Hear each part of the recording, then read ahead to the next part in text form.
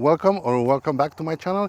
This is the place for all things photography. I'm Tony, and today we're gonna take a look at a different style of photography. We're gonna use ambient for backlighting, and I'm using a video continuous light for a film. I like this setup because I can adjust the color temperature to match the ambient, and I have a better and smoother transition for my portrait.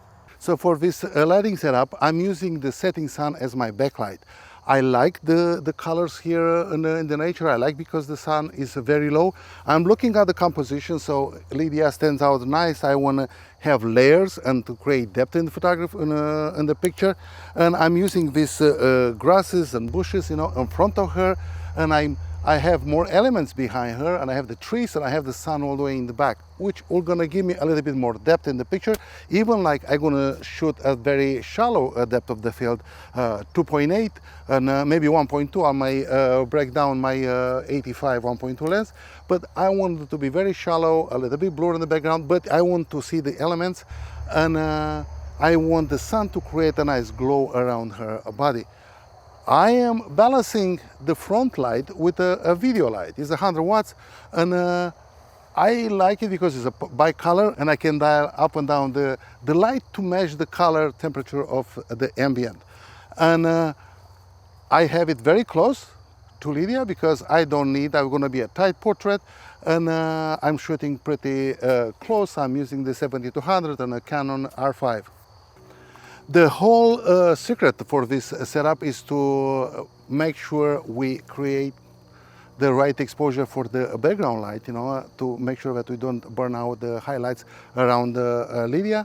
And I'm using a Sekanic light meter, but you can just shoot a couple of pictures and dial your exposure up and down. I'm keeping my aperture at 2.8, and I just play with the shutter speed, and I'm around 100 of a second right now, but I might dial up and down, I think for sure down, to balance the background exposure. To recap the settings fast, because the light is going out and I need to take some pictures. You set up your composition first. You put your subject between you and the sun. Make sure you have a nice and clean background. There's some separation between the elements. If you shoot at the shallow aperture like 2.8, I need to have separation from the background so it looks nice and blurry. I need to make sure that the highlights around there, they don't burn out too bad. I'm bringing in my fill light. This time I'm using a video light, a continuous light, because it's a bicolor, and I can adjust the color temperature on this light to match the ambient, because it's a little bit late for the sunset, and the color shifts to orange very bad. And it's easier for me to just adjust the color temperature as the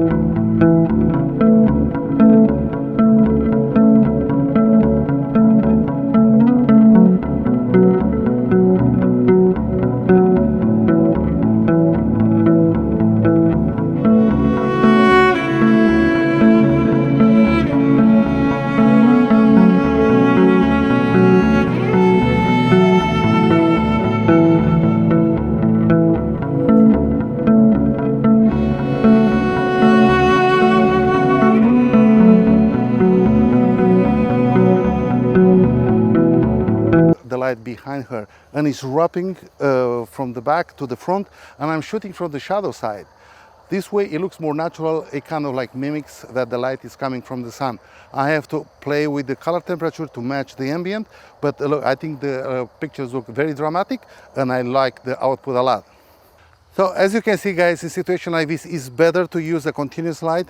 These modern lights right now, they have pretty much unlimited power, and I'm having today at 100 watts with the battery on it, and it's going to last you for at least 1 hour. And the beauty of it, you can adjust the intensity of the light, you can dim it up and down, and you can adjust the color temperature to match the ambient. And it's very convenient, and you can adjust it as the shoot progresses and the sun is going down and the light level are low, you just keep adjusting your light, and I think it looks beautiful. I hope you guys enjoy this video. Please like and subscribe. Check out my channel for more lighting tutorials and gear review, and I'll see you next time.